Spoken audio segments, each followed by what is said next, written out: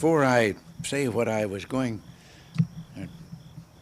prepared to say here, I think that all of us ought to join in a happy birthday. There is a period in which you can tell a lady's age, when it's Irene Marcos and it's her 22nd birthday.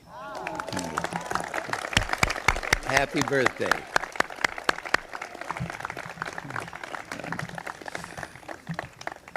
But tonight, we welcome old and good friends to the White House in a visit symbolic of the superb relationship between our two countries. It's a nostalgic occasion for us as well. Nancy and I often think of our 1969 visit to Manila when we first experienced that unexcelled Philippine hospitality as the guests of our guests here tonight. And the birthday girl was quite young and small at that time. Many things have changed in both countries since that time, but one thing remains constant: the basic nature of the Filipino-United States friendship. It remains solid. Both countries have worked hard over the years to maintain excellent cooperation in defense, foreign policy, refugee matters, economic assistance, and many other areas. And I pledge to you, President Marcos, that the United States will do its share to strengthen those ties in the 1930s, the 1980s. I've been doing a little reminiscing at the table, forgive me. That's my fault. Yes, 1930s was my first job. We value the friendship of the Republic of the Philippines for many reasons, Mr. President. Our intertwined histories during the first 50 years of this century left its imprint on your institutions of government, your educational system, and your public services, such as public health, and the widespread use of the English language as a result of that era. So is your flourishing free enterprise system. As important as our shared histories are our shared strategic interests, which span this entire century. In World War II, Filipinos and Americans fought and died together. And you yourself, Mr. President, played an unforgettably heroic part in that conflict. Coming out of that war, your generation and mine fully understood the need for collective security arrangements. Unfortunately, some of today's young people, blessed by decades of relative peace, may not have this understanding. I think it's our duty to impart our historical experience to them. Today, a strong defense alliance is a major factor in contributing to the security of the Philippines and to the maintenance of peace and security in Asia. With the next review of the military bases agreement, which begins in 1983, we shall continue to modernize our security relationship to best serve our mutual security interests. Both of our economies depend on vigorous trade and investment.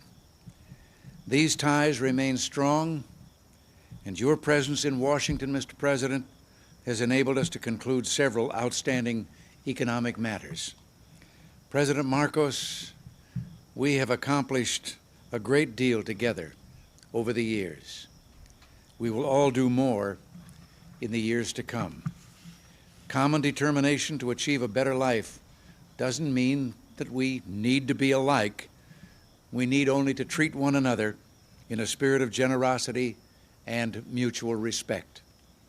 If we do that, our continuing commitment to one another, resting as it does on many years of close relations, will be solid now and for the future. Amen. So in that spirit, let me offer a toast to the President, Mrs. Marcos, and to the people of the Philippines, and to the mutual respect, the dedication to peace and security in the world, and the shared values which unite us.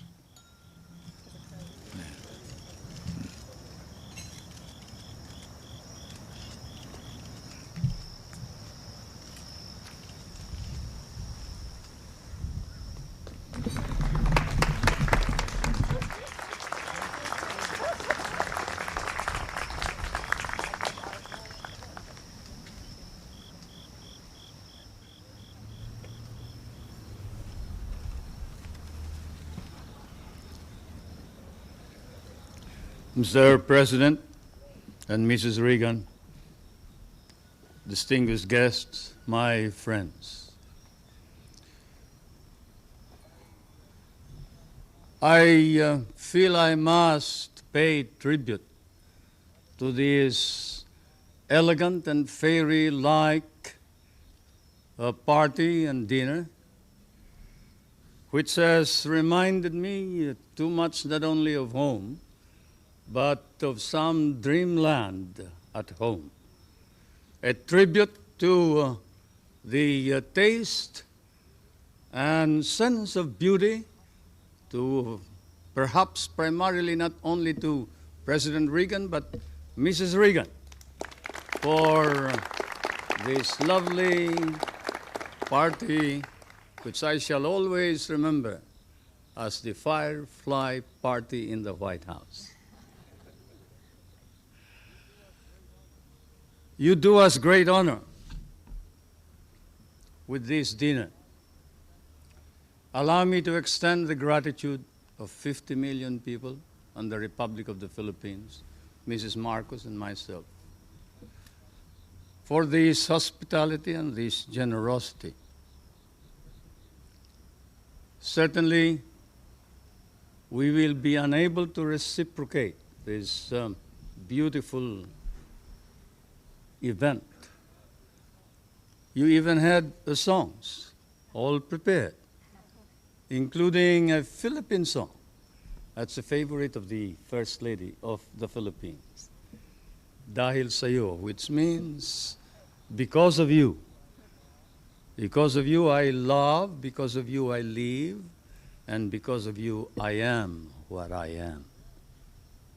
And then you had the other theme song, which was a favorite of both President Reagan and the other president. Understand? The theme song of Dr. Zhivago, which is a long story, of course, and which I won't talk about. It happens to be one of our theme songs because it was sung in one of what threatened to be a tragedy, but which did not. And that's why we remember it.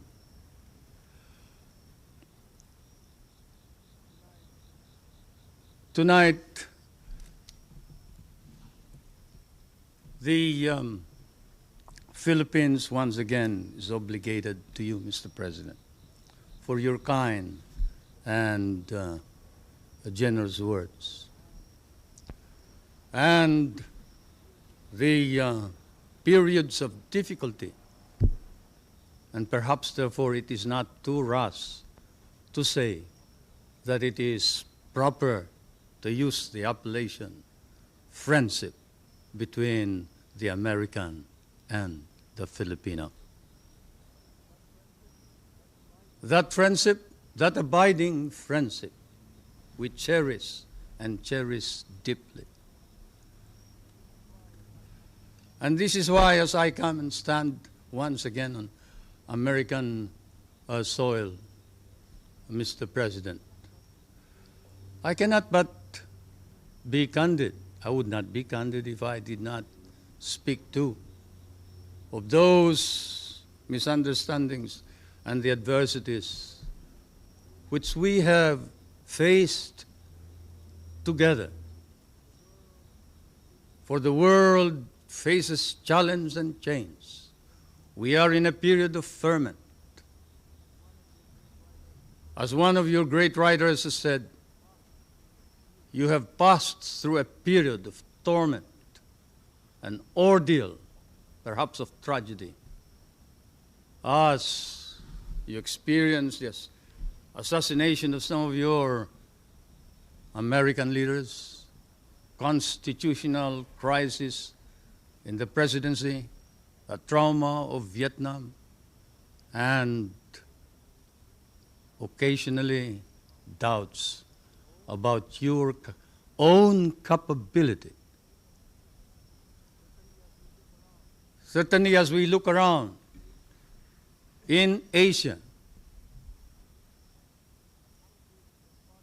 the countries of that part of the world are marked, and often there is fear that perhaps does not weary, that America is firm and resolute. Actions, but that it faces and confronts its problems squarely, fairly, justly. As I stand on American soil and I see the doubts rising in Asia, I see another phenomenon that clears my mind. It is the phenomenon of an American nation led by a new leadership, earnestly exerting heroic efforts in order to stop the slide and the loss of prestige of American leadership throughout the world. Yes, Mr. President, out of the dark, out of the shadows of the decline in even respect for America and decline for her leadership, there is a rising and emerging a new America, not only in Asia, but perhaps throughout the world.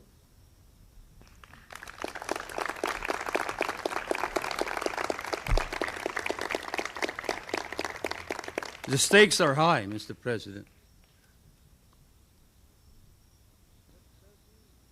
Let there be strength and greatness for the American nation, for only then can there be hope for us, the poorer nations, and let America reclaim her role, her historic place, and her historic relationship with the poorer nations of the world, the members of the third world, my world, for that is your rightful place, Mr. President. America,